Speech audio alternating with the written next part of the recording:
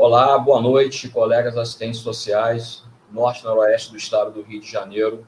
É com enorme prazer que a gente inicia essa live com a categoria, em nome do Conselho Regional de Serviço Social, CRES 7ª Região, gestão Vamos Precisar de Todo Mundo, seccional Norte Fluminense, sediado em Campos do Goytacazes. Em nome também do CRES 7ª Região, da atual gestão no Rio de Janeiro, quem está à frente é a nossa colega Luciane Amaral, né, presidindo. Damos início a essa live, que seria uma atividade simbólica na cidade de Campos, que seria a passagem de bastão da gestão Lutar Sem Temer para a gestão Vamos Precisar de Todo Mundo. Diante do momento em que estamos vivendo, de uma pandemia, de uma crise sanitária enorme, não foi possível ter esse momento com a categoria, um momento tão festivo, tão importante, mas a gente também não poderia deixar de saudar essa categoria e de ter esse momento tão importante de confraternização, ainda que distante, ainda que plataformas digitais.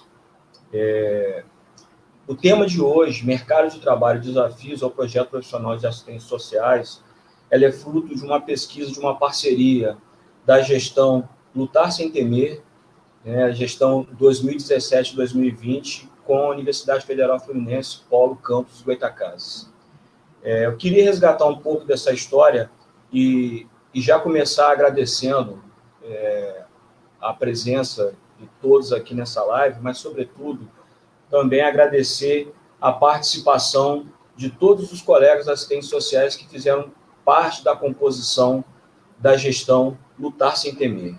Agradeço aqui a Eliana Feres, que tão bem soube conduzir os trabalhos e a equipe na gestão da seccional Norte Fluminense, sediada em Campos, ao Paulo Júnior, a Suzana Mancebo, a Luciana Custódio e Isabela Mota, colegas com quem eu particularmente tive um prazer enorme de dividir a última gestão do CRES. E agradecer àqueles que aceitaram o desafio de continuar, eu, Marco Antônio, Paulo Júnior e os que, junto conosco, aderiram a esse desafio, que são Gisele Leal, Anderson Fontes, Diogo Ferreira, Flávia Barreto e todos os colegas que estão conosco nessa gestão, ainda que não de forma orgânica, mas nos dando o apoio do qual precisamos. Enfim, queria agradecer também da gestão do Rio de Janeiro, da gestão anterior, em nome não vou falar o nome de todos, mas em nome da antiga presidente, a Dácia Teles, que hoje está no Conselho Federal de Serviço Social, compõe a atual gestão do Cefes, também o apoio sempre muito grande. E a gente não pode esquecer também dos colegas da seccional Sul Fluminense, que também, junto conosco, ajudam e contribuem para o crescimento do CRES Rio de Janeiro na região Sul Fluminense. Falar um pouco dessa proposta de projeto, dessa pesquisa, Mercado de Trabalho e Espaços Socioocupacionais de Serviço Social nas regiões Norte e Noroeste Fluminense, encampada aí pelos professores, professor doutor Walter Martins, que é o nosso palestrante de hoje, será apresentado devidamente, doutora Ivana Arquejada Faz, professora doutora Verônica Gonçalves, professor doutor Carlos Antônio de Souza Moraes. São esses professores que, em parceria com o CRES seccional Norte Fluminense, em Campos, pensaram numa pesquisa que mapeasse e pudesse contribuir para o trabalho do CRES seccional Norte Fluminense nas regiões de sua abrangência, as regiões Norte e Noroeste do estado do Rio de Janeiro, as regiões de jurisdição do CRES Rio de Janeiro. E, nesse sentido, essa pesquisa vem mapear o professor Walter Martins vai falar basicamente do mercado de trabalho e apresentar e discutir alguns resultados dessa pesquisa, que vai ajudar e contribuir, sobretudo nesse momento atípico, que é o momento de pandemia. Para finalizar, fazer um breve histórico também de como a gente assumiu as duas últimas gestões.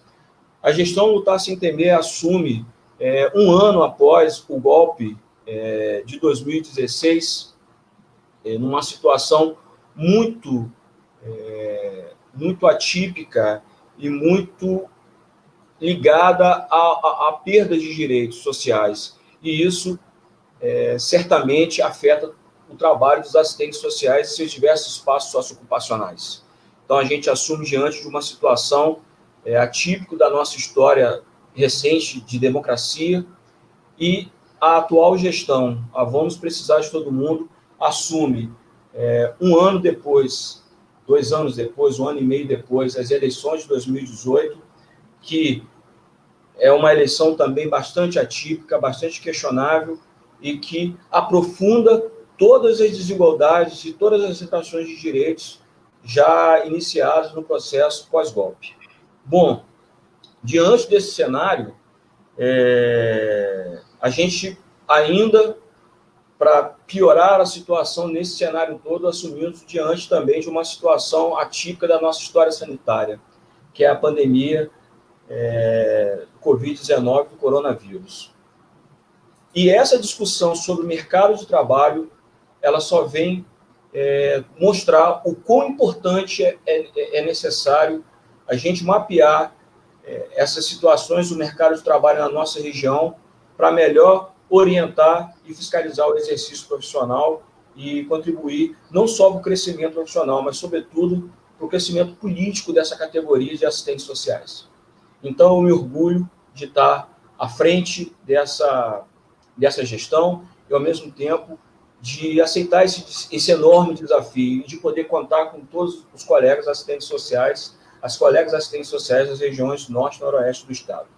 Nesse sentido, coadunando com todo esse quadro de interesse do projeto ético-político e de defesa desse marco civilizatório, eu passo a palavra ao professor doutor Walter Martins, professor da UF, do curso de Serviço Social, em Campos dos Goytacazes, para que faça a apresentação da discussão sobre o mercado de trabalho e os desafios ao projeto profissional de assistentes sociais, e também traga alguns dados para a gente discutir oriundos da pesquisa. Professor Walter, a palavra é sua. Olá, Marco, obrigado, boa noite. Boa noite a você, a todos que nos assistem. É um prazer imenso estar aqui dividindo esse espaço com você. Gostaria de te agradecer pelo convite e também pela mediação da live. Na sua pessoa, aproveito para agradecer também o Conselho Regional de Serviço Social da 7ª Região, especialmente a seccional de Campos dos Goytacazes, que tem sido um parceiro. A diretoria sempre tem sido uma parceira extremamente profícua nas discussões, nos desafios que temos enfrentado pela frente, tanto no âmbito da formação quanto no âmbito do trabalho profissional. Quero saudar mais uma vez todos e todas que nos assistem aqui pelo Facebook do CRES Rio de Janeiro. Eu também quero lembrar que esse momento difícil que vivemos, esse contexto pandêmico que transforma nossas formas de interação social, nesse momento, a interação da tecnologia nos possibilita chegar às pessoas e estabelecer algum diálogo. Espero que a gente possa superar essa pandemia em breve para voltarmos às nossas atividades normais. Aproveito também para parabenizar todos os assistentes sociais que estão na linha de frente no combate à Covid-19, seja no âmbito da saúde, da assistência social ou nos demais serviços e equipamentos que têm prestado serviço à população que tanto necessita. Não posso deixar de mencionar também, Marco, a importância crescente dos atos antirracistas, toda a nossa solidariedade e o apoio ao movimento e essa luta de todos nós. Não é apenas de um grupo, é de toda a sociedade, é de todo ser humano. E para dar início, então, ao nosso diálogo dessa noite, eu vou dividir a minha fala em 3 momentos. Vou trabalhar alguns dados da pesquisa, então, portanto, eu vou trazer alguns elementos do perfil profissional na região, como primeiro momento. Eu não vou trabalhar toda a pesquisa, porque toda a pesquisa nós temos muitos dados, então eu elegi alguns elementos para que a gente pudesse discutir aqui hoje no formato de live. Vou aproveitar também o segundo eixo de diálogo, vou problematizar rapidamente as transformações do cenário brasileiro e internacional, que impõem uma nova lógica para a regulação entre Estado e sociedade, do qual culminam em reconfigurações das políticas sociais e implicam diretamente para o mercado de trabalho de assistentes sociais e também no trabalho profissional. E o terceiro eixo, eu vou abordar, retomar as expressões do mercado de trabalho nas regiões norte e noroeste fluminense e salientar um pouco das preocupações que nós identificamos, especialmente na dinâmica da precarização do trabalho e qual a situação que esses assistentes sociais têm sofrido aqui na região. Para caracterizar um pouco a pesquisa, essa pesquisa foi realizada entre os anos de 2017 e 2019, ela foi realizada na região norte e noroeste fluminense, que concentram 22 municípios. Então, inicialmente, nós coletamos dados por meio de formulário de 305 assistentes sociais, mas no momento da validação dos dados, nós validamos 200 formulários. Então, todos os elementos que eu vou trazer aqui para dialogar, eles estão associados aos dados dessa pesquisa, que contou aí com a participação de 200 assistentes sociais que atuam na região norte e noroeste fluminense, nesses 22 municípios. Tivemos uma preocupação de ter profissionais de todos os municípios representados na pesquisa, então a pesquisa ela dá conta de várias demandas para os municípios. Veja só, Marco, e quem nos assiste também. O perfil da pesquisa, o perfil desse profissional, eu vou começar de uma forma um pouquinho diferente. Eu vou trazer as características mais salientes, aquelas com uma inferência maior na pesquisa, vou descrevê-la e depois eu vou problematizar os dois eixos a partir dessa primeira caracterização do perfil profissional que nós temos aqui na região. A consolidação dos dados nos permitiu identificar que a pesquisa ela não se diferencia o perfil profissional de outras pesquisas já realizadas no país, mas ela tem algumas variações, algumas questões que nos convidam à reflexão. Mas para iniciar, então, trazer essas características que nomeiam o perfil na região, nós podemos constatar que o profissional aqui é uma mulher, ela está situada entre a meia-idade, ou seja, entre 40 e 49 anos, ela é heterossexual, católica, branca, casada, ela assume um papel importante no provimento da família, ela foi formada pela UF, a partir do ano de 2000, ela cursou uma pós-graduação lato sensu, com prevalência de estudos na área da Seguridade Social, em uma instituição privada, na modalidade presencial. Essa profissional, ela possui um vínculo empregatício de 20 horas de contrato semanal, ela é estatutária, com tempo de serviço entre 5 e 10 anos. Se a gente pega o rendimento dessa profissional estatutária, nós vamos ter aí aproximadamente uma média de vencimento de 3 salários mínimos. Se a gente pega um outro recorte, que são aqueles contratos precarizados, que eu vou voltar a falar neles um pouco mais adiante, a média salarial é de 1,2 salários mínimos. Então, só por aí a gente já começa a perceber uma diferenciação entre os profissionais. Contudo, eu quero trazer alguns elementos da constituição mais ampla desse profissional para entendê-lo enquanto sujeito e aí entendê-lo como profissional também, e eu quero apresentar aqui rapidamente algumas características que estão presentes aí na organização familiar desse profissional. Com a pesquisa, nós podemos perceber que esses profissionais que atuam na região norte e noroeste fluminense, predominantemente, eles provêm de famílias proletárias, de estratos urbanos, tanto de regiões centrais quanto de regiões periféricas, e nós podemos aferir com a pesquisa também que a maioria vem dessas famílias urbanas, né, mas de famílias proletárias, e os pais não conseguiram concluir o ensino fundamental. 1/4 das profissionais, que é o dado mais acentuado, mais representativo, nos apresenta que essas famílias, tanto o pai quanto a mãe, não conseguiram concluir o ensino fundamental. E daqueles pais e mães que conseguiram concluir o ensino, que chegaram a um curso de graduação, entre os homens, 9%, e entre as mães, 7%. Isso nos mostra algumas informações importantes para entender essa profissional. Primeiro, no seu histórico familiar, as mulheres têm menos anos de ensino do que os homens, certo? Isso reforça, de alguma forma, o papel tradicional da mulher de trabalhar e dedicar-se ao cuidado da família, mas ele mostra um outro dado importante também, principalmente nos mostra que esse profissional que atua na região norte e noroeste fluminense, ele é o primeiro membro da família a acessar um curso de nível superior. Ele é o primeiro profissional, o primeiro da família a conseguir uma profissão regulamentada e que passa pela a formação do ensino superior.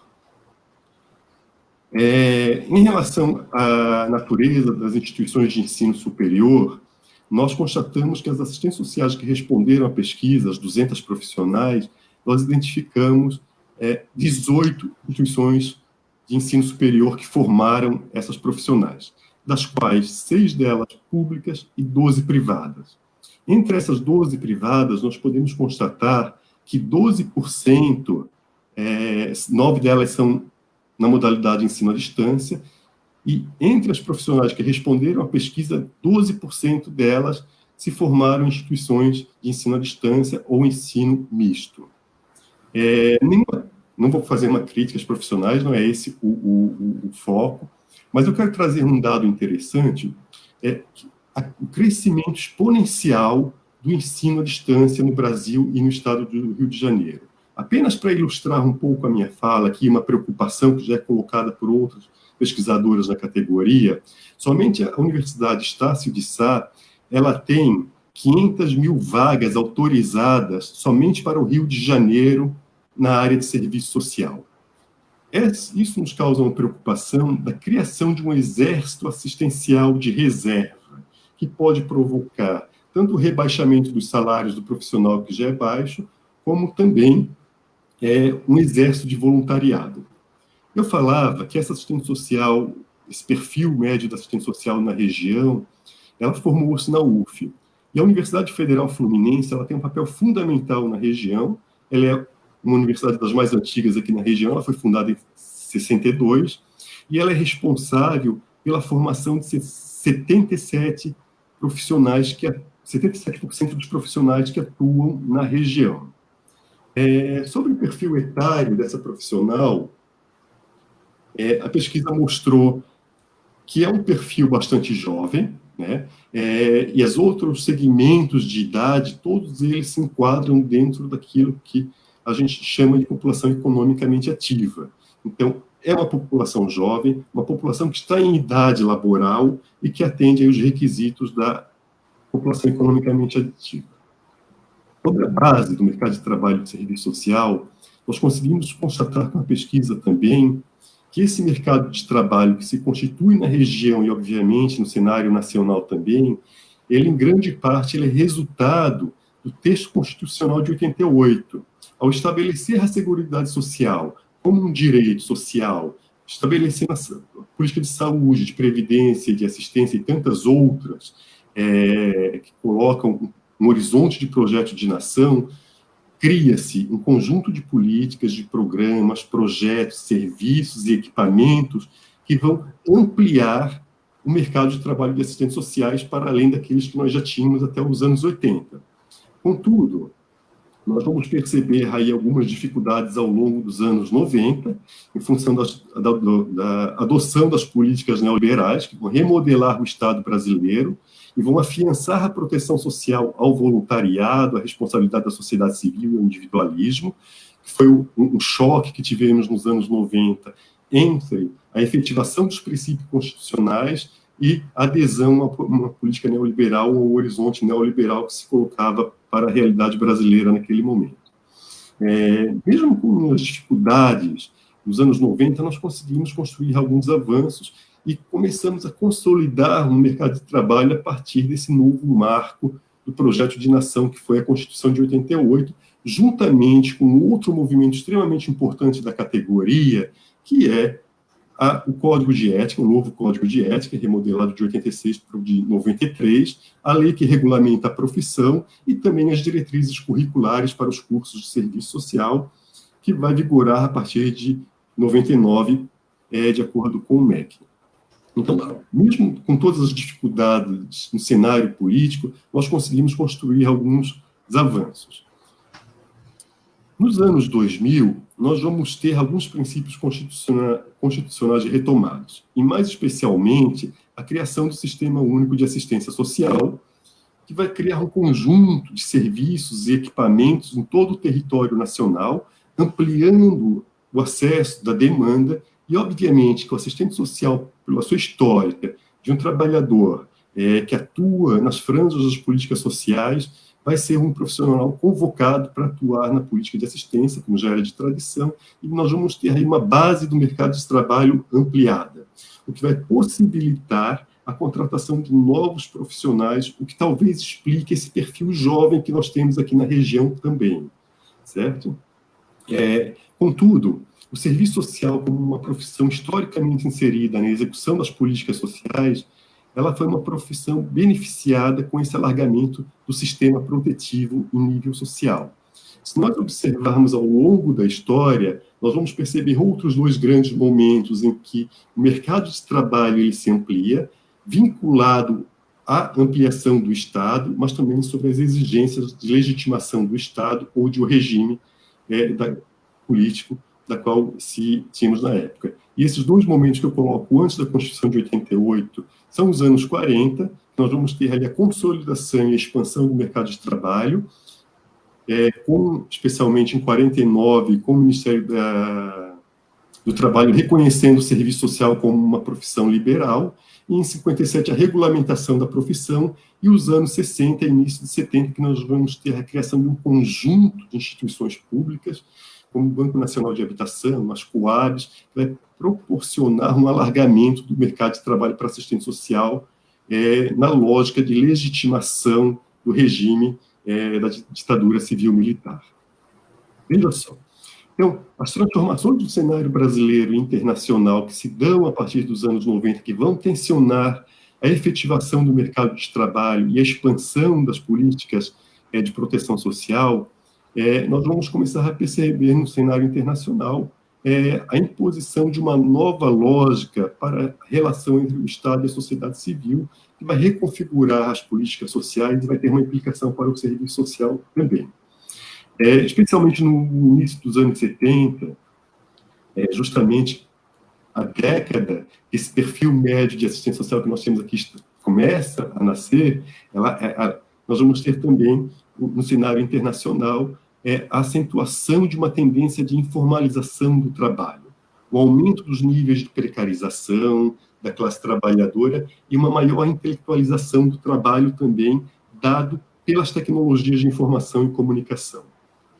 Essas novas formas de valorização do capital, por exemplo, o professor Ricardo Antunes vai sinalizar que, ao mesmo tempo que se desenvolvem mecanismos geradores de trabalho excedente, precariza-se os postos de trabalho remanescentes e informaliza e expulsam centenas de milhares de trabalhadores de empregos protegidos, tornando-os sobrantes e descartáveis para o sistema.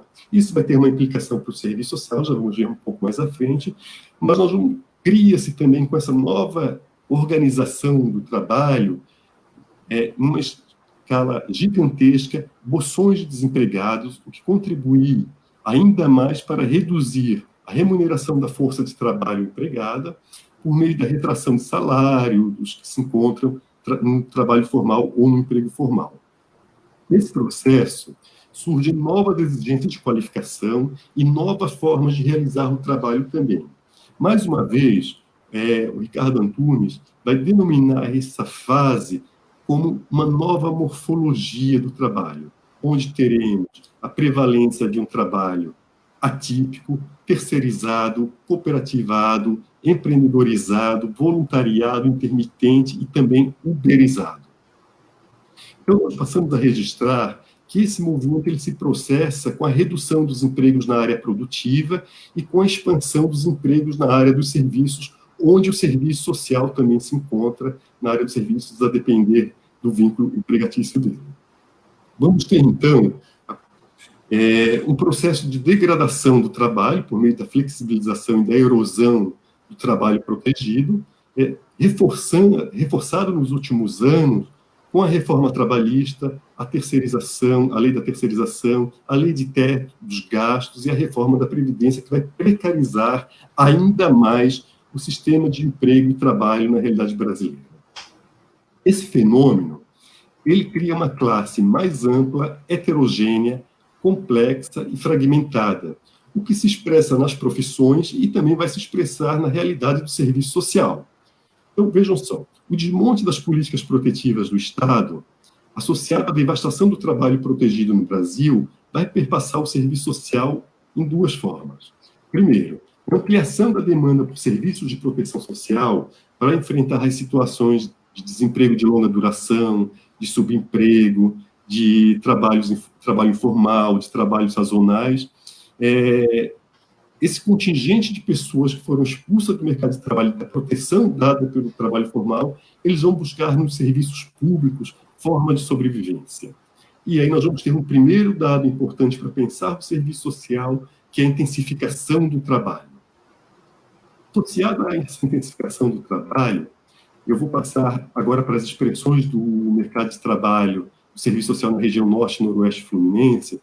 Nós fizemos também um mapeamento de alguns elementos socioeconômicos para entender a região e para entender como o mercado de trabalho se realiza aqui.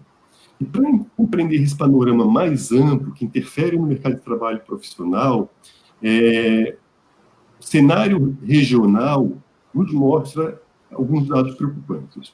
A região, por exemplo, ela tem 22 municípios. Desses 22 municípios, 18 municípios têm mais de 25% da população vivendo em situação de pobreza. Índice que pode chegar até 62% da população vivendo em situação de pobreza, como é o município de São Francisco de Itabapoana, aqui ao lado de Campos dos Goytacazes.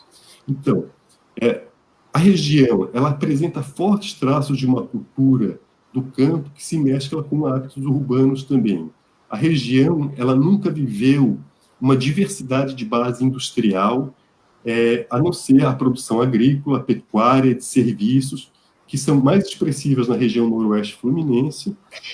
Na região norte fluminense, nós vamos ter alguns elementos para pensar, que é o desenvolvimento da indústria do petróleo, que vai promover um crescimento dos recursos, dos royalties, mas não mudará a realidade e as expressões de pobreza presentes nas cidades que compõem a região norte.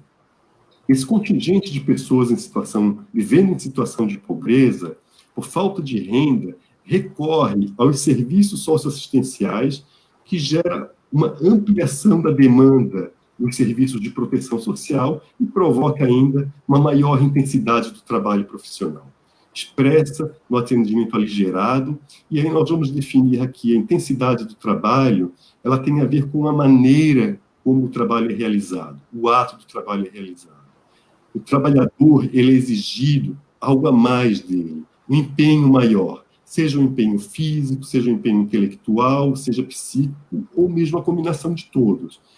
E, tradicionalmente, quando a gente observa esse mar de demanda, de situações de pobreza que nem todos procuram atendimento nos serviços públicos, mas uma grande maioria procura atendimento nos serviços públicos, nós geramos uma intensificação do trabalho das profissionais nos serviços, especialmente aqueles que figuram com a porta aberta para a política de assistência.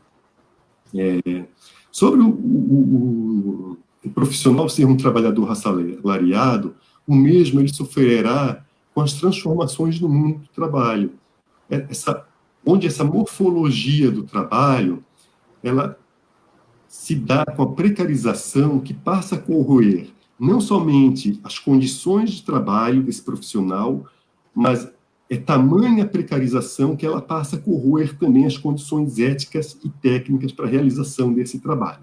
E aí os dados vão nos dar alguns elementos para pensar sobre isso.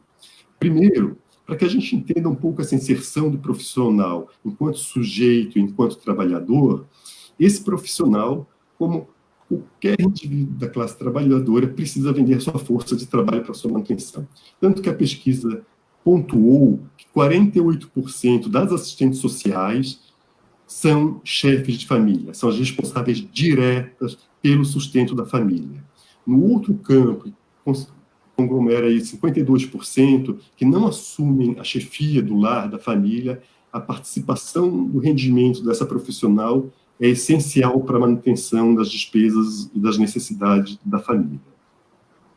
Nos municípios, majoritariamente, nós temos aqui um perfil de municípios de pequeno porte, de até 50 mil habitantes. As profissionais, majoritariamente, que atuam nesses municípios, nem todas elas residem nesse município. Elas procuram municípios maiores, como Campos, Macaé, por serem municípios que ofertam maior infraestrutura de serviços e maior infraestrutura também, além de maior empregabilidade, seja para as assistentes sociais ou para a família ampliada. Ainda um dado sobre o perfil, que nos vai chamar a atenção e acender um sinal de preocupação, é relacionado aos atos confessionais dessa profissional. Nós percebemos que 44% das profissionais são católicas, 26% são evangélicas.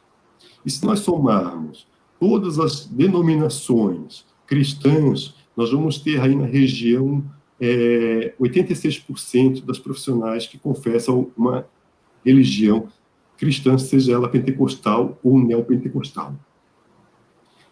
Em relação aos hábitos das profissionais, nós identificamos que, em relação ao lazer dessas profissionais, a maioria delas, equivalente a 31%, tem como espaço de lazer a visita à casa de parentes. Isso nos mostra, essa característica nos demonstra que o lazer está fortemente ligado aos traços parentais, mostrando-se pouco diversificado e culturalmente determinado pela tradição cristã de família e por fatores econômicos também. Ainda em relação ao lazer, nós constatamos que 12% das profissionais têm como espaço de lazer grupos religiosos. Avançando um pouco mais, um percentil de 53% das profissionais afirma que as heranças da condição de classe, de gênero, de religião, influenciam elas no modo de ser assistente social, o que é muito preocupante, porque nós temos na região uma tradição conservadora, como eu pontuei há pouco, nós temos um mix de alguns elementos do mundo rural que se misturam com os hábitos urbanos, mesmo na cidade como Campos dos Goytacazes, que é a maior cidade da região e concentra quase metade da população de todos os 22 municípios. Quando a gente indaga essas profissionais sobre o ativismo cívico, político, nos surpreendeu que 54% dessas profissionais não participam de nenhum espaço democrático. Contudo, 14,5% dessas profissionais nos informaram que são ativistas em grupos religiosos. Ao mesmo tempo, nós temos 15% dessas profissionais que militam em conselhos de direito. Então, veja que parece que alguns traços históricos da profissão se fazem muito fortes aqui. A presença da religião, a confissão da religião como espaço de ativismo político, que é praticamente igual ao ativismo nos conselhos de direito, que é algo extremamente importante para os assistentes sociais. Nós trabalhamos durante todos os anos 90 para contribuir com a construção dos conselhos de direito, participamos das políticas setoriais, incentivamos e participamos fortemente desses conselhos. E a gente tem um indicador igual de participação nos conselhos de direito e como ativismo em grupos religiosos também. Dessas 200 profissionais que responderam à pesquisa, 59 delas afirmaram que leem com frequência livros religiosos. E um dado mais preocupante do que todos os outros que eu coloquei, para 32% das profissionais entrevistadas afirmaram que são influenciadas no trabalho profissional pelos princípios religiosos. Isso, certamente, significa que a religião assume uma centralidade na vida e no fazer profissional, o que enseja traços conservadores para o trabalho profissional.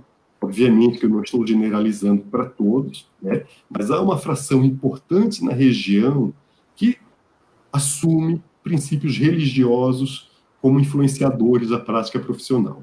E é importante retomar o que é o conservadorismo, né? Quando a gente pensa no que é conservadorismo, o conservadorismo é um pensamento político que defende a manutenção de instituições sociais tradicionais, como a família tradicional, a comunidade e o local, a religião, além de usos, costumes, tradições e convenções. O conservadorismo, portanto, ele enfatiza a comunidade e estabilidade das instituições, opondo-se a qualquer tipo de movimento político progressista. E aí nós temos um choque direto com os princípios do nosso Código de Ética. A nossa profissão, desde os anos 90, ela é uma profissão extremamente progressista. Todas as nossas construções éticas, políticas, se sustentam em cima de perspectivas progressistas, né? Então, na medida que um conjunto de profissionais salienta que são orientadas por princípios conservadores ligados à religião, é um problema para a categoria profissional, e em algum momento a gente precisa retomar essa discussão para esclarecer, né, os princípios que essa profissão assumiu e continuam sendo valores universais para os assistentes sociais. Um outro eixo que me chamou a atenção e é preocupante, e dialoga diretamente com o cenário que nós estamos vivendo nos últimos dias, diz respeito sobre a pertença étnico-racial. A pesquisa sinalizou que 62% das profissionais são brancas, 27% delas são pardas e apenas 10% são negras. O que isso nos mostra? Uma falta de representatividade da população negra na categoria aqui na região norte e noroeste fluminense, certo? E aí as consequências nos mostram que a pertença étnico-racial ela continua refletindo as desigualdades históricas da sociedade brasileira, mesmo dentro do serviço social, no campo de trabalho, ou menos. O indicador ainda mostra que nas regiões norte e noroeste fluminense, as pessoas brancas encontram maiores oportunidades para estudo e melhores oportunidades de trabalho também. E aí, o percentual das profissionais pardas e negras é inferior aos percentuais de participação desses grupos etários na região. Deixa eu fazer um pouco melhor. Eu vou tomar a cidade de Campos dos Goytacazes como referência, porque ela concentra a maior quantidade de população na região. Só Campos dos Goytacazes tem quase metade da população dos 22 municípios. E se nós observarmos a história dessa cidade, que é uma história marcada pela escravidão, em função da natureza agrícola que se constituiu aqui com o plantio de cana, nós temos no século XVIII, apenas como um dado ilustrativo, 60% da população de Campos dos Goytacazes era escrava. Em 1840, nós temos 43% da população de Campos como sendo escrava, portanto, negra. Os processos que se desenvolvem daí em diante, que todos nós conhecemos, e as políticas reparadoras dos anos 2000 para cá, parece que não estão funcionando a contento, uma vez que as assistentes sociais ainda são minoria no mercado de trabalho aqui na região. E mesmo numa profissão, como o serviço social, que tem uma preocupação com os traços da desigualdade e as frações mais subalternizadas da população encontram na profissão o amparo, encontram na profissão um espaço para se formarem, para atingirem o ensino superior. Contudo, quando chega no mercado de trabalho, a condição de desigualdade colocada na realidade brasileira, dada pela pertença étnico-racial, ela continua se reproduzindo. Nós tomarmos como elemento de análise também a situação empregatícia, nós vamos perceber que aquele cenário colocado lá na frente, que nós temos uma classe trabalhadora mais ampla, mais heterogênea, mais complexa e mais fragmentada, ela reflete-se no serviço social também. Nós medimos aqui na região um índice de desemprego de 10,5% de desempregados na região. Nós encontramos 56% dos profissionais com um vínculo empregatício, 31% dos profissionais com 2 vínculos empregatícios e 0,5% com 3 vínculos empregatícios. Por que explica uma quantidade tão grande de profissionais com 2 vínculos empregatícios? É comum na região contratos de trabalho de 20 horas semanais. Então, um dos elementos colocados, as baixas remunerações, forçam essas profissionais a procurarem um segundo emprego, uma segunda colocação no mercado de trabalho. Quando nós constatamos algumas características do vínculo principal, nós vamos perceber que 41% das profissionais têm um contrato de trabalho de 20 horas. 1/4 delas tem de tempo de trabalho entre 5 e 10 anos. 62% delas são estatutárias, mas nós temos um percentual de 13% de profissionais temporários, naquele complexo de trabalhos precarizados, uma remuneração mais baixa, uma carga horária diferenciada também, o que leva, muitas vezes, profissionais a trabalharem no mesmo serviço, com uma carga horária diferente e com uma remuneração brutalmente diferente também. Quando nós observamos o tipo de vínculo do segundo vínculo, que não é o principal, mas é o secundário, das 31% de profissionais que sinalizaram que tem um segundo vínculo, 62% delas têm uma carga horária de 20 horas.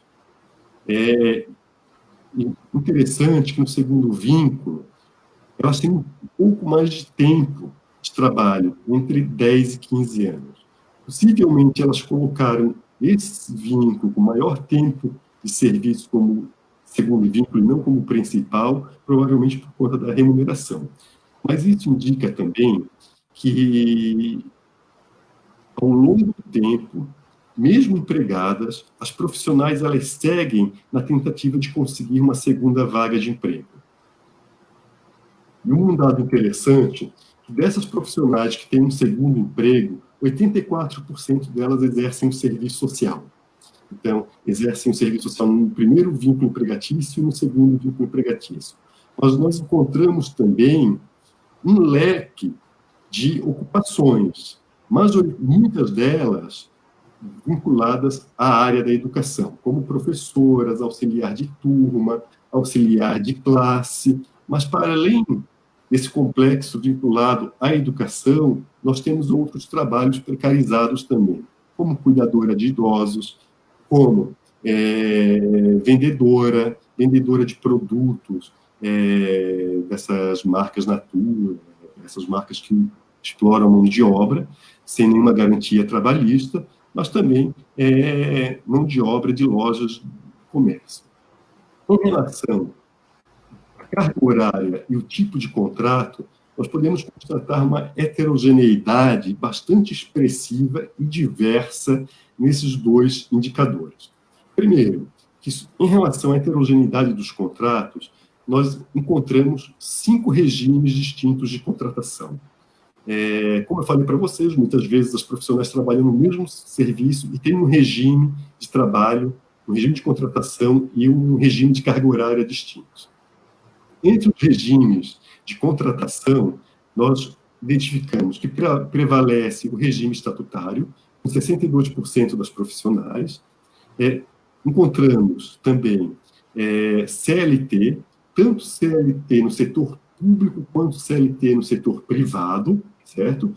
Com uma prevalência de contratos de CLT no setor privado em detrimento do setor público, mas nós encontramos também duas modalidades de trabalho extremamente precarizadas, que é o trabalho, é o contrato temporário, sem tempo determinado, e contratos temporários por tempo determinado. Em relação à carga horária, nós encontramos 7 tipos de contratos de carga horária, que vão de carga horárias inferiores a 20 horas, às 20 horas, que é predominante na região, e outras frações de carga horária também. Nos chamou a atenção que há um número expressivo de assistentes sociais que são contratadas para trabalharem em plantões. E o que chama a atenção é que o segundo vínculo, nós temos um número significativo de profissionais com contratos de 20 horas e contratos para realização de plantão. Então, vejam que essa heterogeneidade de contratações, de carga horária, ele reproduz aquilo que vem acontecendo em nível nacional e internacional com a desregulamentação do trabalho em todos os níveis. E o assistente social como uma trabalhadora que precisa vender a sua força de trabalho, ela sofre todos os constrangimentos que as outras frações da classe trabalhadora vêm sofrendo também. Ou seja, ela se inscreve nos mesmos processos de flexibilização que surgem com a onda de mundialização econômica, como nos aponta, por exemplo, Chesney. Em relação às condições de trabalho, nós temos um dado bastante preocupante, que eu acho que a gente vai precisar de um regional, as condições de trabalho. Para que a gente medisse as condições de trabalho, nós buscamos, na resolução CEFES 493 de 2006, que trata das condições éticas e técnicas para a realização do trabalho, aqueles elementos objetivos presentes na resolução que são indispensáveis para a realização do trabalho profissional. E aí nós encontramos um panorama muito preocupante para os profissionais e para o perfil e para o mercado de trabalho na região. Especialmente ao encontrarmos que quase 40% dessas profissionais entrevistadas, elas não têm uma sala, não dispõem de uma sala individual para atendimentos. Outras 29% não têm privacidade no atendimento, não conseguem encontrar no seu espaço de trabalho privacidade. Nós temos ainda uma fração de 30% que não realiza trabalhos em grupos porque não dispõe de espaço adequado para a realização do trabalho em grupo com famílias. Nós temos 26% das profissionais que relatam problemas no atendimento por conta de ruídos que atrapalham, incomodam o atendimento com o usuário. Nós encontramos ainda um dado assustador. 32,5% das profissionais não dispõem de mobiliário básico para fazer o atendimento. O que significa não ter esse mobiliário básico? Além da sala que já foi indicada. Mesa e cadeira para receber o usuário e atender esse usuário. E falta as condições mínimas para a execução do trabalho. Por exemplo, nós temos 20% de profissionais que não têm computador no seu espaço de trabalho e outras 16% que não têm sequer acesso à internet no espaço de trabalho, mesmo a pesquisa tendo pontuado que para 86% das profissionais, as tecnologias de informação são fundamentais e importantes para a realização do trabalho profissional. Nós temos um dado ainda de 8% de profissionais que informou que a qualidade das relações no local de trabalho são ruins ou prejudiciais. Como consequência desse cenário, nós temos a constatação de péssimas condições para a realização do trabalho profissional, por mais que o trabalhador, assistente social, que seja um recurso, ela própria, qualificado, mas ela não consegue desenvolver o trabalho dela, ou as potencialidades do trabalho dela, e as exigências colocadas pela instituição e pelas políticas sociais, se ela não tem condições mínimas para realizar esse trabalho. E a pesquisa sinalizou uma deficiência na realização, nas condições elementares, mínimas para a realização desse trabalho. Isso gera também, obviamente, um desestímulo ao trabalho e uma ineficiência da prestação de serviços públicos ao conjunto da população, não por culpa da profissional, mas por culpa das condições laborais das quais ela se encontra. E aí, obviamente, que o ambiente do trabalho ele torna-se um espaço de adoecimento.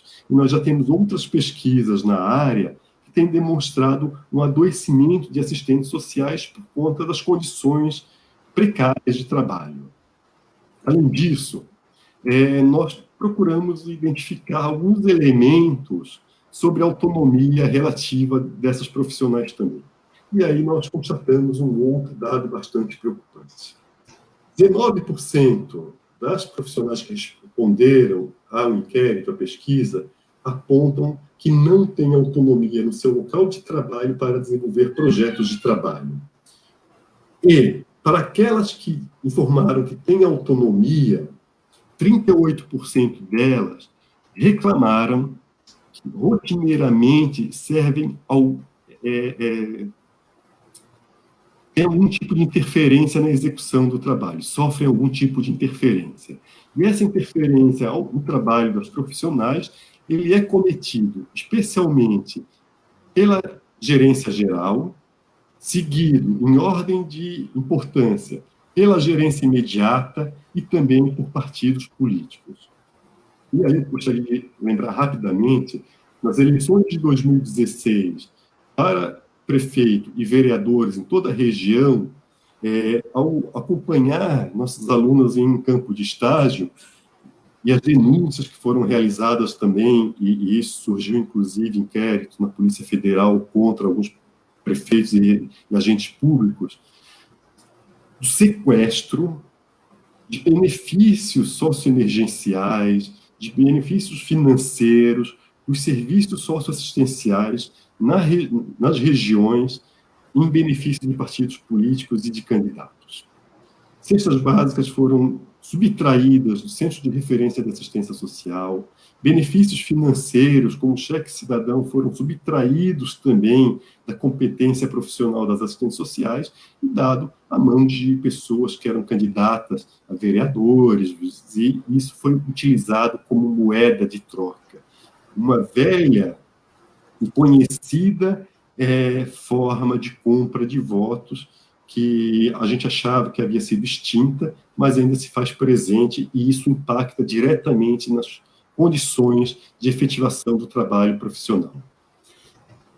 Ao perceber todas essas interferências e falta de autonomia profissional para desenvolver o trabalho, nós percebemos também que os laços de solidariedade são rompidos. E cresce um processo de individualização, de solidão no local do trabalho, o que gera também adoecimento, porque à medida que o profissional não tem liberdade para expressar a sua profissionalidade, ele começa a se retrair. E com isso nós temos um conjunto de problemas pela interferência, pelo assédio, pela neutralização do trabalho profissional. Nós temos ainda outras preocupações que se colocam, que é a porosidade entre as fronteiras do tempo de trabalho e o tempo do não trabalho. As tecnologias de informação, os WhatsApps, os e-mails, todas essas formas de integração que a gente usa rotineiramente hoje, passam a invadir o tempo do não trabalho, o tempo da vida privada. Porque algumas profissionais são demandadas fora do espaço de trabalho, fora do tempo de trabalho, por meio dessas tecnologias, onde a gente começa a identificar uma fluidez do trabalho para além do trabalho. Então, o tempo do repouso, o tempo do descanso, ele tem sido sequestrado pelo trabalho em função do uso dessas tecnologias. E aí nós temos um mal-estar da sociedade também, que essas consequências todas geram um adoecimento da profissional, e a nossa sociedade, infelizmente, ela mascara o sofrimento com jogos de chacotas, de preconceito, minimizando o sofrimento causado pelo trabalho. Caminhando para o final já, eu vou trazer mais alguns dados. mas eu quero falar também do planejamento. As profissionais sinalizaram que 3/4 delas realizam planejamento todos os anos, mas 65% dessas profissionais, ao longo do ano, encontram dificuldade para efetivar o planejamento realizado. Percebemos ainda que o trabalho intersetorial ele assume uma centralidade no trabalho de assistentes sociais. 91% das profissionais responderam que usam a intersetorialidade, usam a rede municipal, principalmente a rede mais ativada, mas nós temos uma luzinha que nos causa algum problema, uma preocupação.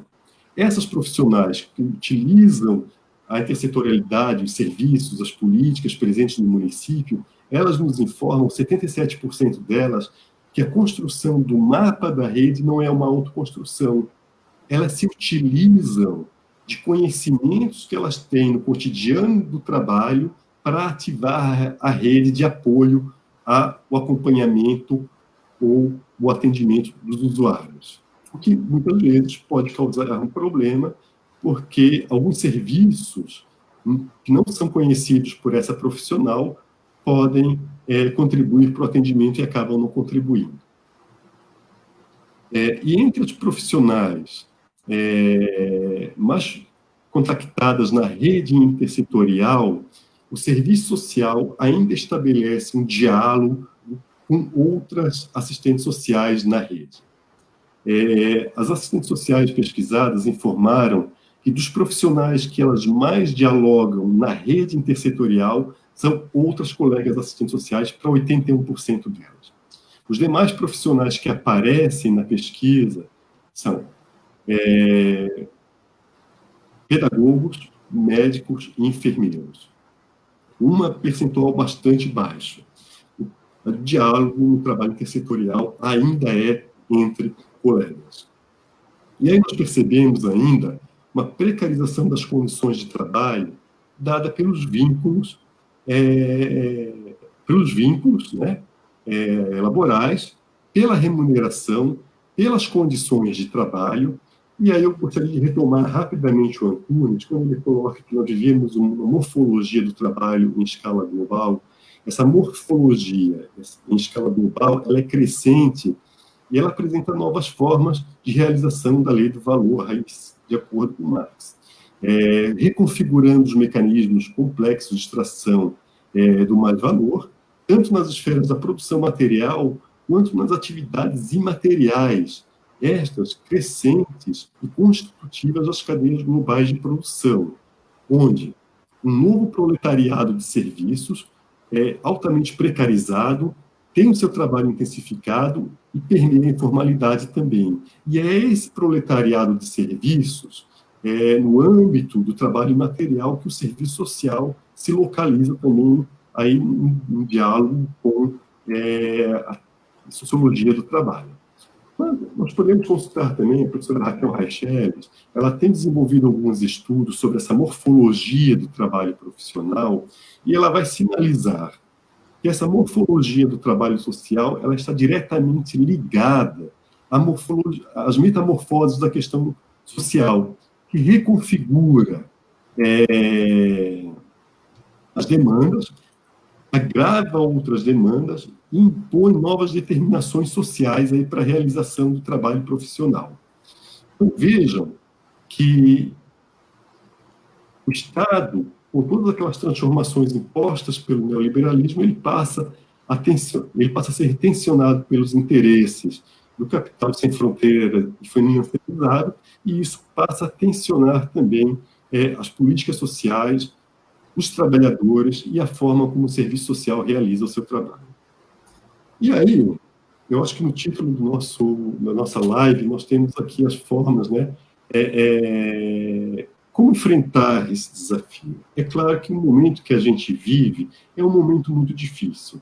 Esses dados eles foram coletados antes da pandemia que nós vivemos agora. Daqui para frente, nós vamos ter outras interações de trabalho, outras configurações de trabalho, das quais nós não conhecemos ainda, precisaremos realizar outras pesquisas para fazer esse levantamento de dados, para compreender esse mercado de trabalho que se escreve daqui para frente.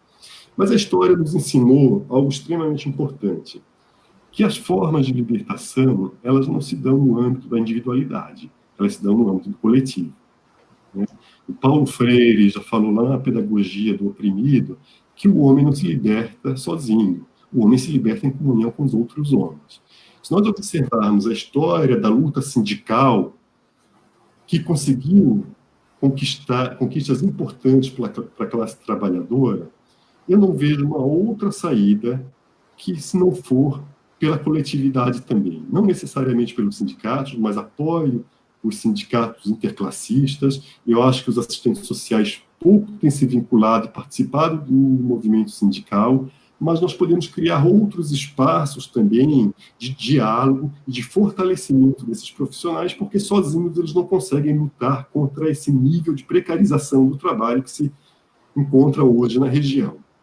E aí a constituição de núcleos ou o fortalecimento de núcleos profissionais pode sinalizar para algumas situações, algumas soluções para fazer uma contraposição a essa precarização generalizada que nós temos vivido hoje no mercado de trabalho de assistentes sociais aqui na região, que pode se reproduzir em outras regiões também.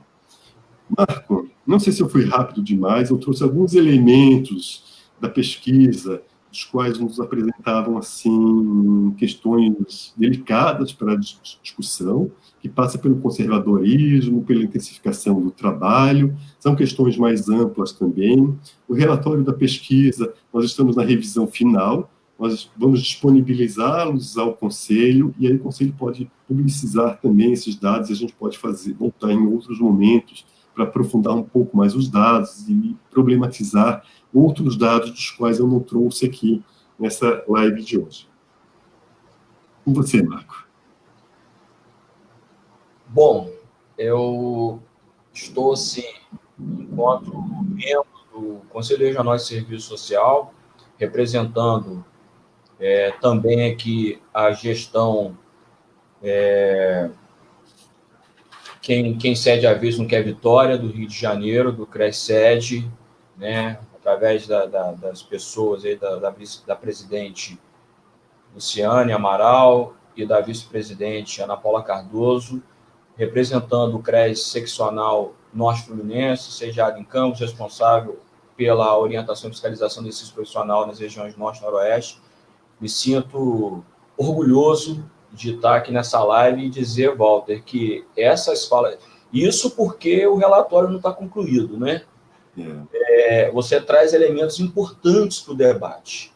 E enquanto eu acho que você deu conta daquilo que você foi no cerne daquilo que a gente que já vem debatendo há algum tempo aqui na região, né? Sobretudo após o golpe, após as eleições de 2016, eleições municipais, as eleições gerais de 2018, eu acho que tudo que você trouxe de elemento da pesquisa é bem o debate que a gente já vem fazendo enquanto seccional e enquanto conselho aqui da 7ª região, mais precisamente aqui nas regiões Norte e Noroeste. Enquanto você falava, Walter, eu fiz aqui um levantamento rápido, né, sobre o resultado das eleições de 2018 nas regiões Norte e Noroeste do Estado, né, e fazendo aí uma ponte com o que você havia apresentado. E aí eu já vou abrir o debate, que eu já fiz aqui uma seleção de perguntas que as pessoas vinham fazendo no chat. Eu separei aqui algumas perguntas. Também, antes de iniciar aqui minha pergunta, registrar que temos colegas aqui de vários estados do Brasil, de diversas regiões do país, né? Que ótimo. Mato Grosso do Sul, tem gente de vários lugares aqui do país, e isso nos deixa bastante orgulhosos. E fazendo perguntas muito pertinentes, inclusive sobre a nossa região. Mas, Walter, sobre essa situação, né, a Eliana Feres, ela faz aqui uma afirmação, eu vou pegar carona numa pergunta, nessa afirmação dela, que a religião e o conservadorismo, né, eles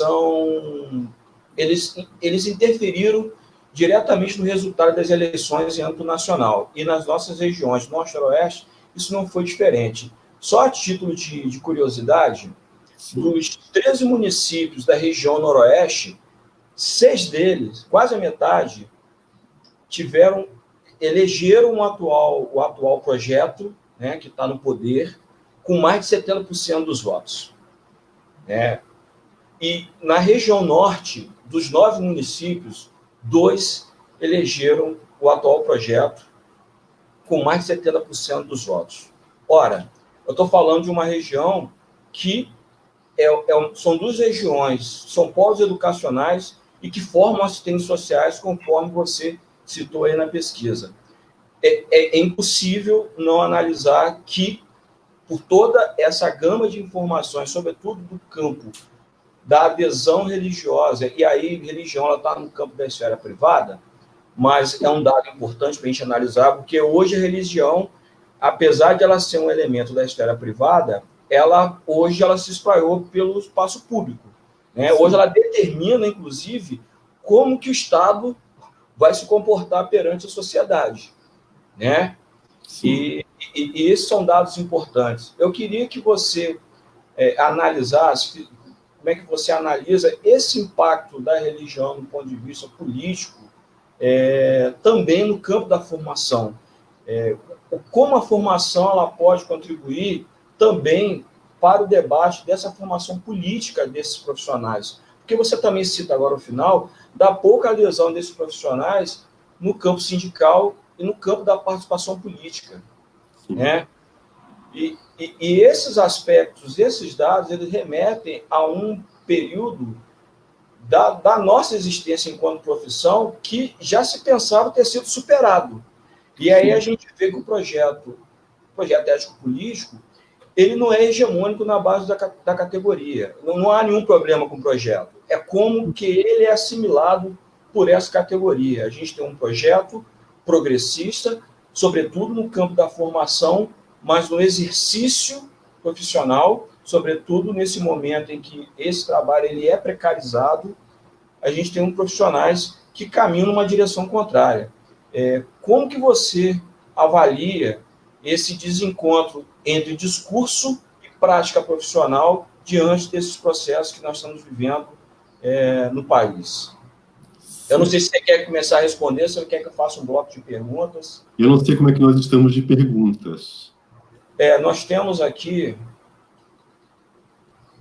1, 2, 3, 4 perguntas, por enquanto. Eu vou responder essa, então, porque essa é um pouquinho complexa, né?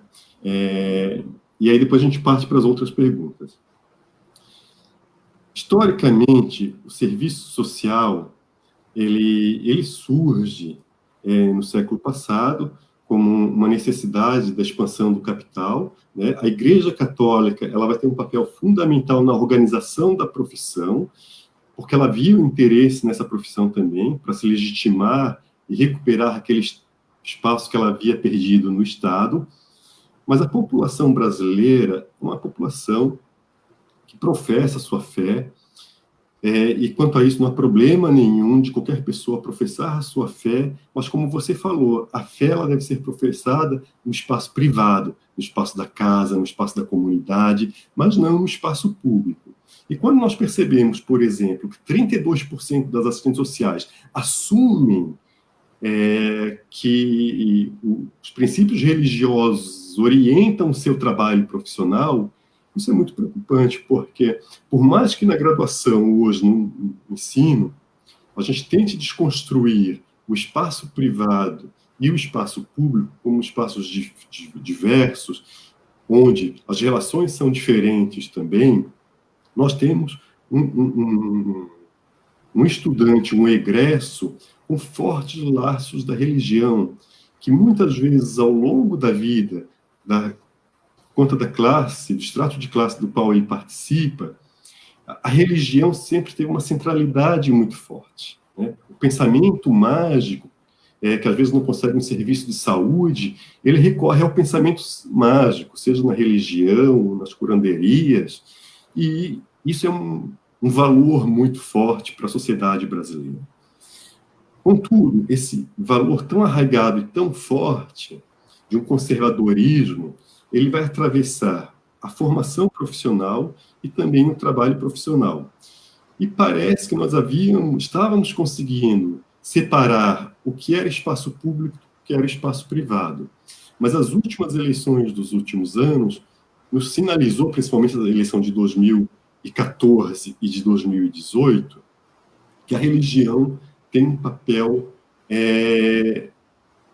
muito preocupante na constituição das pautas políticas e das pautas profissionais, agora também com os dados que nós levantamos aqui na região, né? Ao menos para a região que é onde a pesquisa dá conta. Então, parte desse projeto que nós temos hoje, vinculado a uma necropolítica, ela é sustentada por bases da religião, especialmente das neopentecostais, que têm um projeto de poder muito claro e que têm intencionado seus interesses no âmbito do Estado e no âmbito das profissões também. E o serviço social, historicamente, é uma profissão que atrai muitas pessoas ligadas à religião, porque acham que, ao cursarem um serviço social, vão realizar a obra espiritual lá da sua religião. Né? E muitas delas, quando chegam no curso de graduação, percebem que não tem nada disso. Serviço social é uma profissão teórico-metodológica, técnico-operativa, que tem seus pressupostos e que não o aduna com pensamento religioso ou com pensamento mágico. Mas, dada a origem social, o capital cultural e a dificuldade de romper com os princípios religiosos no espaço público, ou separar o espaço público do espaço privado, a gente acaba por ter aí uma representação tão forte da religião na profissão, na forma como essa profissão opera, e cada vez mais impondo pautas políticas para o Estado, para as políticas, inclusive para o serviço social por meio dos serviços, quando a gente coloca pessoas altamente ideologizadas, como ministros e secretários executivos, que são responsáveis pela construção das políticas públicas, pela efetivação das políticas públicas nesse país, e nós temos aí projetos conservadores ou a pauta de costumes atravessando a pauta dos direitos sociais. E aí nós temos a ministra falando uma série de absurdos no sentido de desconstruir políticas públicas, políticas que são construídas a partir de aferências científicas, de conhecimento científico, e aí um pensamento mágico, nebuloso, é imposto como uma política pública também. Então, eu acho que nós vivemos um momento muito difícil. Esse atual projeto de poder que está presente no Executivo Federal e em alguns executivos estaduais e municipais também, acabam colaborando para a redução de uma pauta de direitos progressistas e aí a efetivação de uma pauta de direito de costumes, uma pauta ligada a alguns interesses dessas religiões. Bom, eu acho que eu espero que tenha dado conta. Ok, Walter, ok. Deu conta, sim. Essa pergunta ela é muito provocativa, porque a gente sempre tem aquela sensação de que o assistente social ele se reconhece enquanto profissional, mas não se reconhece enquanto, é claro, isso não é uma generalização, enquanto sujeito da classe trabalhadora, porque ele é um assalariado. E, nesse sentido, à medida que a política pública ela é precarizada e o usuário também fica fragilizado nessa relação com o Estado, o assistente social também fica. Acho que é importante a gente pensar isso. E a pesquisa demonstra isso. Enfim, vamos avançar aqui. Eu tenho aqui algumas perguntas. A colega, nossa companheira Jussara Assis, que é membro da gestão Quem Cede a Vez Não Quer Vitória, do CRES Rio de Janeiro. Ela faz aqui duas perguntas. Quantos assistentes sociais se declararam pretos e pardos? Eu acho que você chegou a falar isso, eu acho que ela fez a pergunta antes de você proferir isso, mas eu acho que é importante, sobretudo nesse momento de luta antirracista, a gente colocar esse dado novamente. E ela fala também sobre a questão do trabalho em rede, dessa importância, e pergunta quais são os principais entraves aí para a construção do projeto de intervenção citado aí pelas colegas na pesquisa. Como só tem mais duas perguntas, eu acho que seria interessante você responder essas duas da colega Jussara, lá do Rio. Então, Jussara e colegas que nos assistem, nós constatamos na região que nós temos 62% de profissionais autodeclaradas brancas, 27% de profissionais autodeclaradas pardas e 10% de profissionais autodeclaradas negras. Como eu problematizei um pouco ao longo da minha fala, nós temos um problema muito sério, que o mercado de trabalho, mesmo na área do serviço social, ao menos aqui na região norte e noroeste fluminense, ainda privilegia, me parece, profissionais brancas, em detrimento de profissionais negras e pardas. Até porque nesse universo, uma cidade, uma região que tem uma história tão dura em relação ao histórico escravocrata e toda a população negra que foi trazida para cá e que, com a libertação, depois foi vincular ao trabalho no campo, no corte de cana-de-açúcar, essa população ela ficou invisibilizada. E essa invisibilização ela está presente até os dias de hoje. Como eu falei, mesmo numa profissão como a do serviço social, que tem bandeiras progressistas, e de romper todas as amarras do preconceito, o mercado de trabalho formal ele ainda é restrito para profissionais negras aqui na região. Isso é uma preocupação, eu acho que isso é tema, inclusive, de novos estudos, de uma problematização, porque há necessidade preeminente de incorporar uma fração maior de assistentes sociais, tanto pardas como negras, no mercado de trabalho formal também. Em relação ao trabalho em rede, a dificuldade para executar planejamento, o trabalho, as principais dificuldades estão associadas ao excesso de demanda, às mudanças promovidas na gestão, que são alguns dos elementos que acabam por e falta de recursos também, que são alguns dos elementos que acabam por inviabilizar a capacidade da profissional executar o trabalho em rede, executar o seu trabalho de intervenção. Então, esses elementos associados à falta de recurso, às mudanças constantes do corpo técnico, da gestão, e o excesso de demanda acaba inviabilizando a execução do projeto de intervenção. Até porque, muitas vezes, a profissional precisa decidir se ela vai reservar um tempo para estudar os casos e fechar a porta e não atender mais o usuário, ou se ela vai continuar com a porta aberta atendendo o usuário e vai deixar o estudo de um caso para depois. E ela acaba privilegiando o usuário que está lá fora aguardando para ser atendido, porque, muitas vezes, a demanda dele é uma demanda emergencial, então ele necessita de um atendimento, e aí a precarização do trabalho se faz presente aí também nesse momento em que o excesso de demanda não permite que ela execute o planejamento proposto. Acho que é isso, Raul.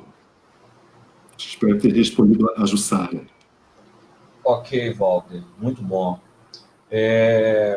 Andréa Lima pergunta se profissionais chegaram a responder se eles praticam tem alguma prática religiosa de matriz africana, umbandista ou kardecista nesse processo, e qual é o percentual? Sim.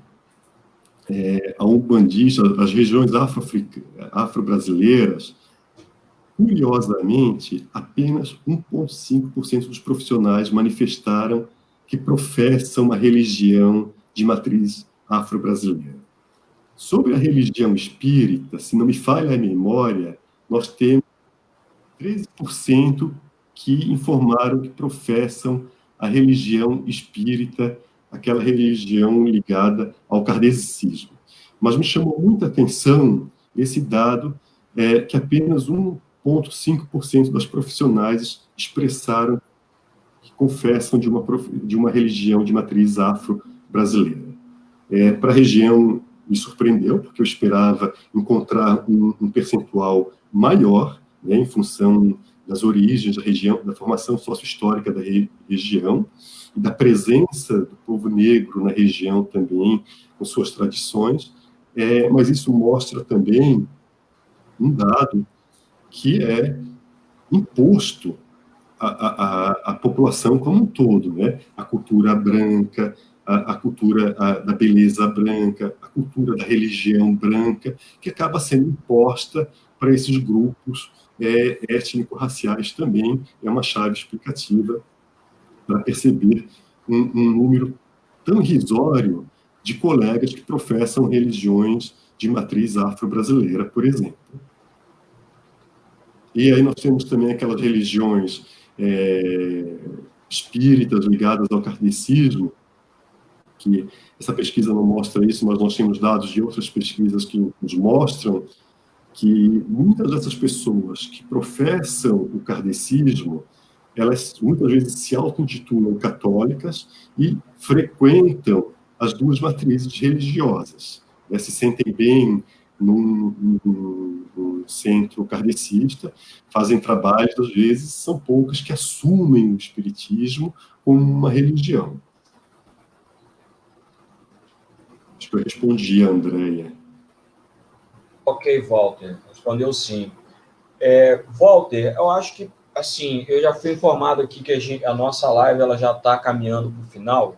Sim. E tem uma última pergunta, que é do nosso colega e companheiro Paulo Júnior, né? Companheiro das lutas. Eu não vou falar quanto tempo que eu conheço o Júnior, não, senão vai denunciar a idade. Mas é muito tempo de luta.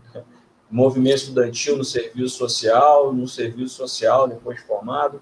Enfim, ele faz uma pergunta aqui um tanto provocativa, né? Porque diante desse cenário tão caótico, mas que a gente ainda insiste em nutrir esperanças, ele pergunta: ainda é possível afirmar, então, que a classe trabalhadora fará a revolução? É uma pergunta provocativa, né? Diante desse cenário. Passo a bola para você. Bem, o Paulo Júnior, além de ser um companheiro do CRES, é um companheiro da UF também, que já dividiu o espaço de sala de aula conosco, tem uma participação importante na UF e na região também. Mas pensar que a classe trabalhadora fará a revolução, eu não tenho dúvidas. Só tenho dúvidas de como será essa revolução, né? Eu acho que os mecanismos democráticos e a própria democracia hoje ela se apresenta como uma arma importante para as lutas sociais, e o fortalecimento das lutas sociais eu acho que se dá tanto pela dimensão democrática, pelo convencimento das mentes e dos corações das pessoas também de que um mundo mais fraterno, mais humano é possível. E para que esse mundo mais fraterno e mais humano seja possível, a gente precisa romper com valores que não representam mais o conjunto da sociedade e pensar em outros valores, especialmente nesse momento que a gente vive agora em diante. Nós não podemos mais viver como vivíamos antigamente. Uma forma de viver vai ser outra.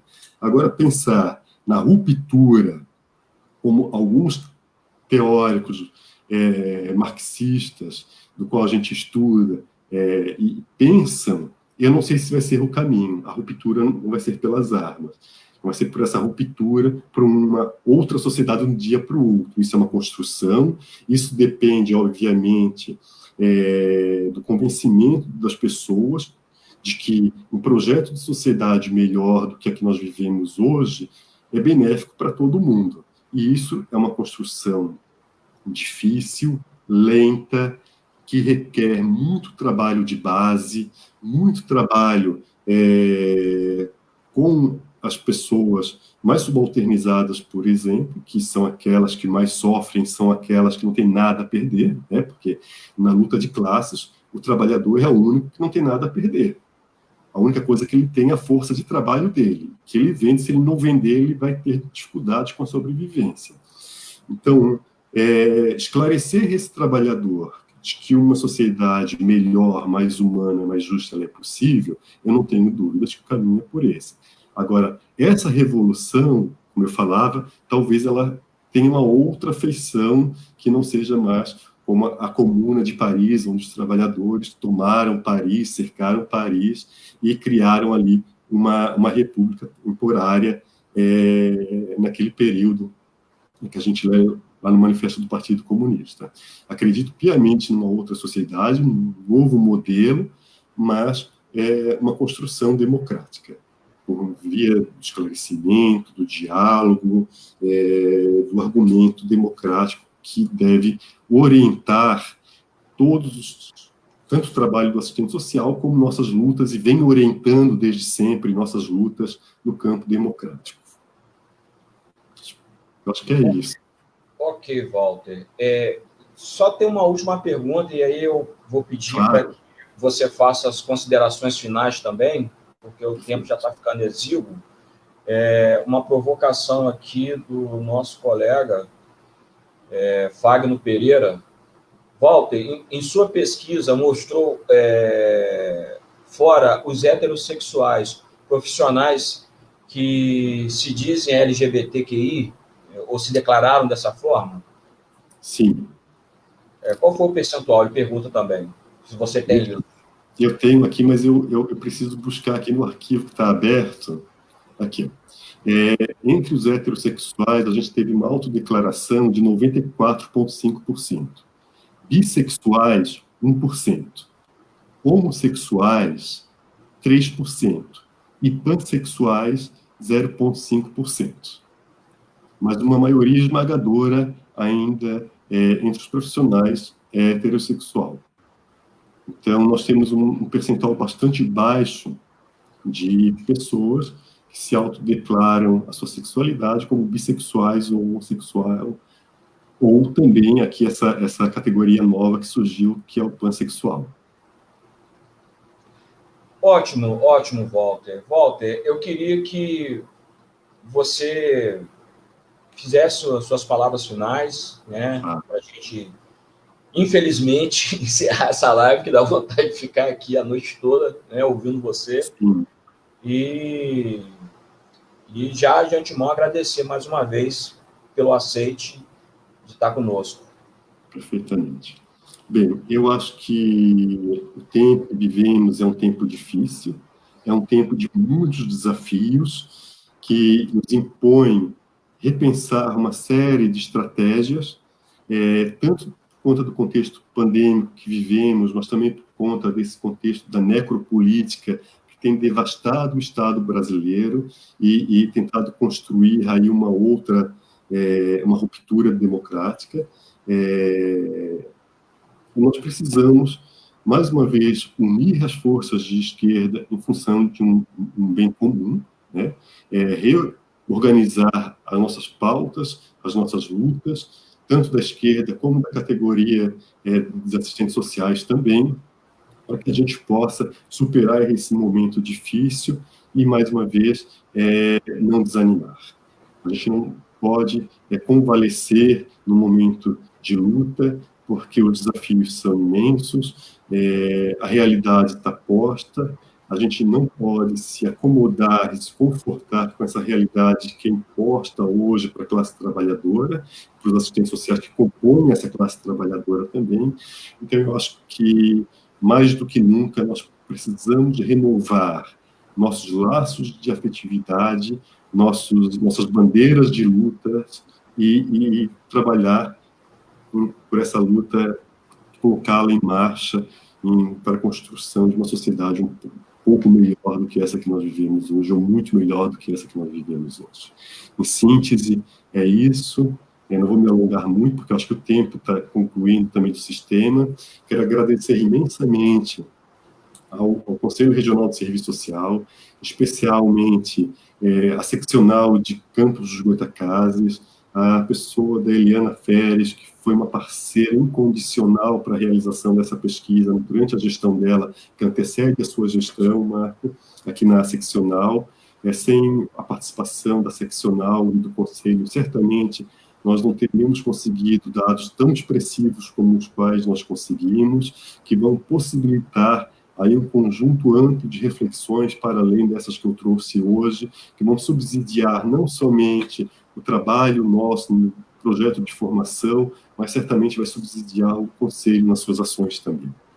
Quero agradecer, então, muito obrigado, obrigado a todas que nos assistimos, desejar força a nossas colegas que estão aí no campo de luta, à frente do enfrentamento da Covid-19. Gostaria de registrar também o pesar pelo falecimento de um ex-aluno nosso e colega que trabalhava na cidade do Rio de Janeiro, e recebemos a notícia ontem do seu falecimento, do assistente social Robson Souto, que foi nosso egresso, e sentimos muito a perda desse profissional, como de outros profissionais dos quais nós temos notícia que perderam sua vida nesse fronte que se coloca agora na luta. Muito obrigado, Marco. Muito obrigado a todas e todos que nos assistiram. Espero que esse momento possa ter contribuído para as reflexões que são importantes e urgentes, e espero encontrá-las em outros momentos. Ótimo, Walter. Em nome do CRES Rio de Janeiro, gestão quem cede a vez não quer vitória, gestão vamos precisar de todo mundo, seccional norte fluminense, agradecemos o Walter pela excelente apresentação, dizer que nesse momento de pandemia, nesse momento em que as relações de trabalho são tão fragilizadas para os trabalhadores, em especial para assistentes sociais que estão na linha de frente, dizer que o CRES, como um todo, o conjunto CFS-CRES, está atento a todas as questões que infringem as normas do exercício profissional, também atento não só na questão normativa, mas, sobretudo, na questão afetiva e na questão, sobretudo, do mundo do trabalho, que tanto nos é caro, a gente está atento para construir e contribuir para melhores condições de trabalho. É óbvio, o CRES ele tem uma atribuição, ele é uma autarquia pública federal, mas ele tem uma dimensão política da qual ele não pode e não quer abrir mão, que é a luta por uma sociedade mais justa, uma sociedade onde os direitos sejam reconhecidos e, para tanto no campo da luta antifascista e da luta antirracista, a identificação de classe ela é importante para fortalecer essas duas lutas que são tão importantes, porque não sejamos ingênuos. Espontaneísmos na luta não ajudam em nada, né? Espontaneísmo, muito pelo contrário, os espontaneísmos nos trouxeram até aqui, corroboraram para um caminho do qual a gente não queria chegar. E estamos aqui agora, estamos na luta para alterar essa correlação de força. Nesse sentido, agradecemos a todas as colegas que estiveram conosco, não só daqui da região, mas eu vi que colegas de Minas Gerais, Mato Grosso do Sul, né? Colegas aqui da região, ex-alunos e ex-alunas nossos, né? Dessa jornada de vida nossa aí no serviço social, alguns citando aí a minha barba branca, né? Porque o tempo passa, né, Walter? Para todo mundo. Passa você a barba, eu sou o cabelo. As entradas estão grandes, mas, enfim, a gente envelhece no corpo, mas continua firme na luta, e a nossa luta é muito grande em função desse momento que estamos vivendo. Colegas, mais uma vez, agradecemos os colegas que compuseram com a gente na gestão anterior, tanto no Rio quanto em Campos, e também aos colegas do Sul Fluminense que se fizeram presentes aqui e prestigiaram a nossa live. E na live do pessoal do Sul Fluminense, a gente vai fazer uma ampla divulgação aqui para que nós possamos participar e prestigiar esses colegas tão queridos também. Um grande abraço. Um grande abraço.